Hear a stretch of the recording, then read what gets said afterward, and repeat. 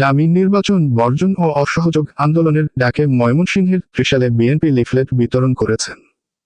মঙ্গলবার বিকেলে উপজেলা ও পৌর বিএনপি এবং অঙ্গ সহযোগী সংগঠনের আয়োজনে পৌর বাজারে লিফলেট বিতরণ করেন উপজেলা বিএনপির সাবেক সাধারণ সম্পাদক ও সাবেক উপজেলা চেয়ারম্যান মোহাম্মদ জয়নাল আবেদিন। এ সময় আরও উপস্থিত ছিলেন ময়মনসিংহ দক্ষিণ জেলা যুবদলের সহসভাপতি মাজাহারুল ইসলাম জুয়েল, উপজেলা ছাত্রদলের সদস্য সচিব আবু সালেম, পৌর ছাত্রদলের আহ্বায়ক আমিরুল ইসলাম সহ ছাত্রদল, যুবদল, স্বেচ্ছাসেবক দলের নেতৃবৃন্দ।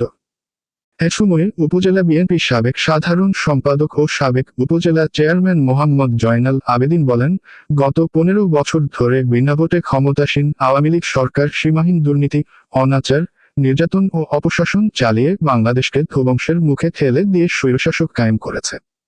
ক্ষমতাকে চিরস্থায়ী করার জন্য ডামি নির্বাচনের আয়োজন করেছে। এ নির্বাচন জনগণ মানে না।